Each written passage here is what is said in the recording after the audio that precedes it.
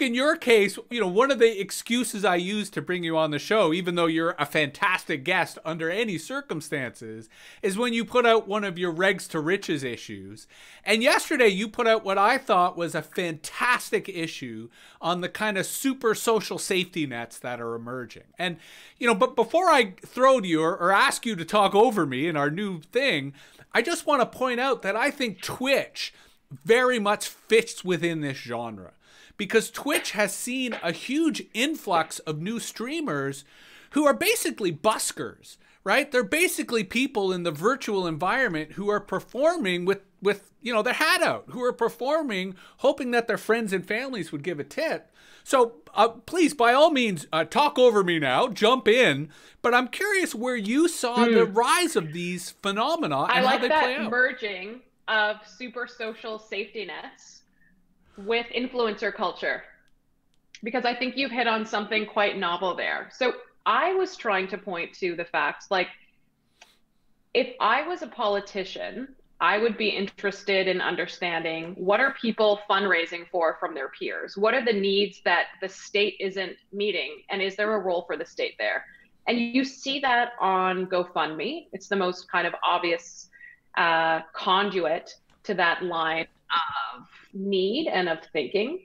And I think it's become hyper normalized, especially in the pandemic. So typically politicians as decision makers use public opinion polling to indicate, what do people want or what do people need? I sometimes call this the Spice Girls model of policymaking. But there's another way to find out, right? The evidence is stark. It's right there on the internet. And the top campaigns right now are for food banks, for PPE, for emergency relief, all arguably things that government should be doing a better job with. So if we just go back to your point, yeah, Twitch, these platforms where people can maybe promote themselves or engage based on their personas and their work is also interesting, because it's kind of a fallback or something that's kind of always there if you lose a kind of core form of income. But in that regard, the influencer economy is very much a winner take all economy. So there's no like middle class there. And I think people are less likely to support people with those micro grants. You sometimes see those micro payments with like Ko-Fi, or people share more in the US, not their PayPal, there's something else. You'll think of it and then there's a lag from me, so you should interject now. But I just wanted to put those platforms in a policy context. Well, and you also made, I thought, a fascinating point in your post about the GoFundMe Small Business Relief Fund. And you talked about some of the campaign categories that are associated with it in terms of vet bills, dental bills, rent, funeral, lawyers. You also included gender affirming surgery. And I almost want to separate that from the others in that vet bills, dental bills, rent, funeral, lawyers, those are all funds going to professionals.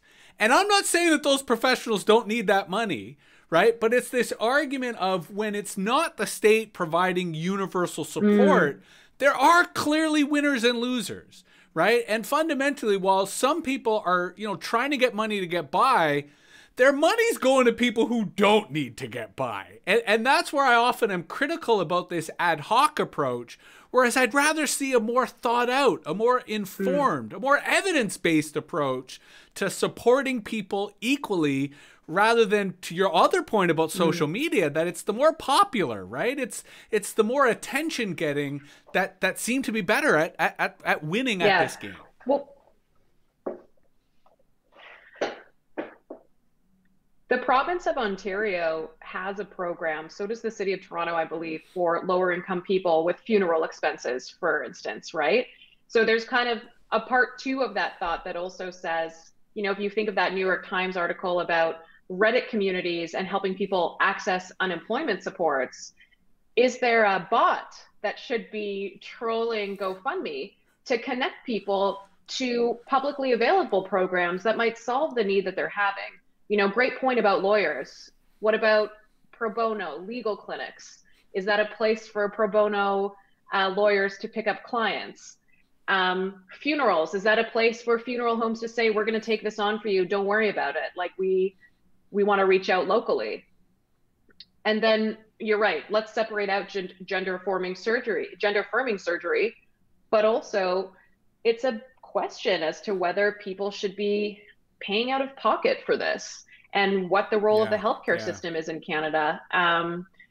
And I just think we should extract from GoFundMe and talk about those things and face them head on, and also recognize the divisions between who can fundraise, who has the networks. One person wrote to me, sort of bringing up the point around digital literacy and like putting together a good GoFundMe campaign. You know, what supports are there? How do you get the right photo? What should the headline be? You're telling a story about need that's supposed to capture people to make a few clicks and open their digital wallets. Some people are just predisposed to being better at that than others.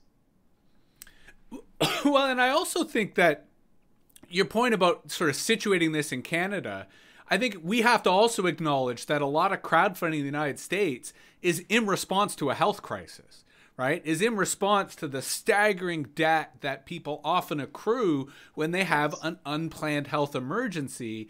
And that is pre-pandemic, I think, how, to your point, these platforms had already become that super social safety net. At the same time, though, I think your point about bots is brilliant, and I would expand that and say, what if it was an entire API? What if it was an application programming and interface that, as you inferred, that community legal clinics could plug into, that community health clinics could plug into, that, you know, social organizations could plug into, so that when people started to do these GoFundMe things, it could not only tie into these organizations, it could alert them.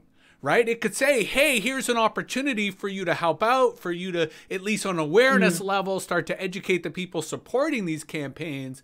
So that way, it's not just a super social safety net, it becomes a kind of policy bridge, in that we already acknowledge that this stuff is happening as a result of policy failures. Well, maybe one way to address that is to build a bridge so that civil society organizations could fill that void and start articulating what a better policy could be, what a policy response could be in terms of really enabling that kind of a better connection. So here we're all saying, you know, talk over me once more and kind of take us out on where would you like to see this research going, and where do you anticipate the social media safety nets evolving, especially if this pandemic lasts quite a while?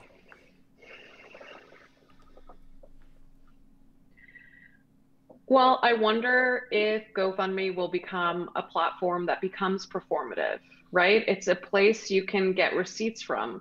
So when people run for office and say that they care about certain issues, are they also literally financially supporting people in their community or in their geography that have that need? I think that's interesting. I don't necessarily think they should have to, but the reality is we have these calls for help and need. And you made the excellent point around these platforms, you know, replacing charity maybe a little bit, or religion. I think that's absolutely the case. In terms of where the research should go or could go, it seems like a civic tech opportunity. It's certainly not in GoFundMe's business interest to have people fundraise less and receive more public support. But I think it's also fascinating that their CEO published that op-ed being like, we are being overwhelmed by people that aren't having their basic needs met. And basic needs should probably be in some kind of other basic, other category. And I'd also like to see more data sharing, research, and sharing between the platform. They put out that report, I think it was a 10-year report, right? It could be every year, it could be every quarter. Let's understand what people are fundraising for and why. Well, and I mean, to your point, while GoFundMe doesn't have a commercial incentive to, you know, help resolve the policy crisis or help re-empower the state to provide these funds instead of GoFundMe, but I do think from a competitive perspective, there's a lot to be said about trust, and there's a lot to be said about the kind of moral high ground. And in that sense, I think GoFundMe has done better than some of the other platforms out there. And I think part of the way in which they maintain their category lead, or as they maintain their competitive advantage, is to do